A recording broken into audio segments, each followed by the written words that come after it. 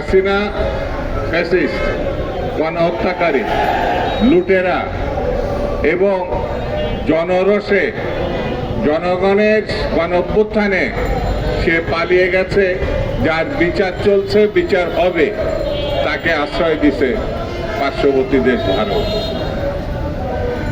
আমি এই ঘটনার তীব্র প্রতিবাদ জানাচ্ছি এবং এই আসামি, এই হত্যাকারী, জনগণের সম্পদ লুণ্ঠনকারী, তাকে অনতিবিলম্বে বাংলাদেশকে ফেরত দেওয়ার জন্য, অনতিবিলম্বে তার বিচারের সহযোগিতা করার জন্য পার্শ্ববর্তী দেশকে আমি আহ্বান জানাচ্ছি।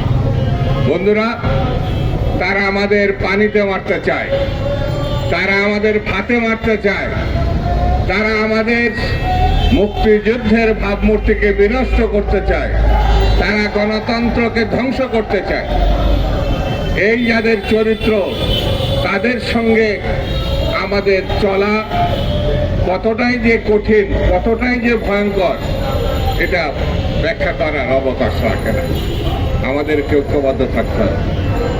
একমাত্র এই দক্ষিণ পূর্ব এশিয়ায় বাংলাদেশ এবং বাংলাদেশি মানুষ কারোর কখনো বশ্যতা স্বীকার করেনি, না ব্রিটিশ ভারতের, না পাকিস্তানের, না ফ্যাসিবাদের কোনো ঘৃণকে। এই অঞ্চল সেই অঞ্চল যারা নিজের স্বাধীনতা, নিজের স্বকীয়তা, নিজের জাতীয় বৈশিষ্ট্য রক্ষা করার জন্য বারে বারে বিদ্রোহ করেছে, বারে বারে তারা বুকের রক্ত ঢেলে দিয়েছে। সর্বশেষ ৭১-এর মুক্তিযুদ্ধে সশস্ত্র যুদ্ধের মধ্যে তারা স্বাধীনতা অর্জন করে। অনেকে দাবি করে তারা আমাদের জায়গা দিয়েছিল, প্রশিক্ষণ দিয়েছিল, অস্ত্র দিয়েছিল, আর তার বিনিময়ে আমাদেরকে কত সম্পদ তারা লুণ্ঠন করেছে ৭১ পরবর্তীতে, তার ব্যাখ্যা করে বোঝানো খুব কঠিন। এত সম্পদ স্বাধীনতা পরবর্তী সময় চাকে ভরে মেল, তার যন্ত্রাংশ, তার সম্পদ, খাবার দাবার, যে সময় আমাদের খুব বেশি প্রয়োজন ছিল, তখন বর্ডারের ক্রস করে তারা নিয়ে চলে গেছে।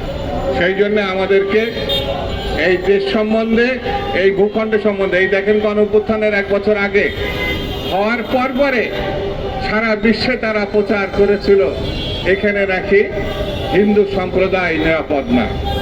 হিন্দুরা বারবার বলেছে তারা নিরাপদ, কিন্তু ভারত বারবার প্রচার করার চেষ্টা করেছে সারা বিশ্বে এখানে হিন্দু জনগোষ্ঠীর উপরে নির্যাতন করা হচ্ছে।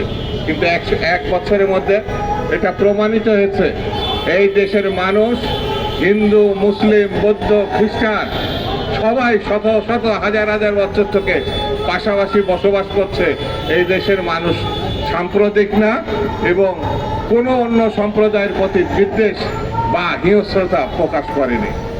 এই এমন একটি দেশ পার্শ্ববর্তী জায়গা আছে যারা পানি আটকে রাখে প্রয়োজনের সময়, আর যেই সময় আমাদের পানির প্রয়োজন নয় সেই সময় তিস্তার ব্যারেজ, ফারাক্কার ব্যারেজ এরা উন্মুক্ত করে দেয়। পানিতে আমাদের ক্ষেত খামার, মানুষের সম্পদ বিনষ্ট হয়। আমাদের প্রতিটা বর্ডারে অঞ্চলে সমস্ত সড়ক পথের ব্যবসা বাণিজ্য তারা বন্ধ করে দিয়েছে, এ করে লিখিতভাবে নিষেধাজ্ঞা দিয়েছে। আমরা তীব্র প্রতিবাদ করি। আমরা এতটুকু বলতে চাই, এই ১ বছর প্রমাণ হয়েছে কে আমাদের সাহায্য করলো কি করলো না, কে আমাদের বিরোধিতা করলো কি করলো না, তাতে কিচ্ছু যায় আসে না। বাংলাদেশের মানুষ তার যোগ্যতায়, তার কর্মদক্ষতায়, তার বুদ্ধিমত্তায় অতীতে যেমন টিকে ছিল, এখন যেমন টিকে আছে, ভবিষ্যতে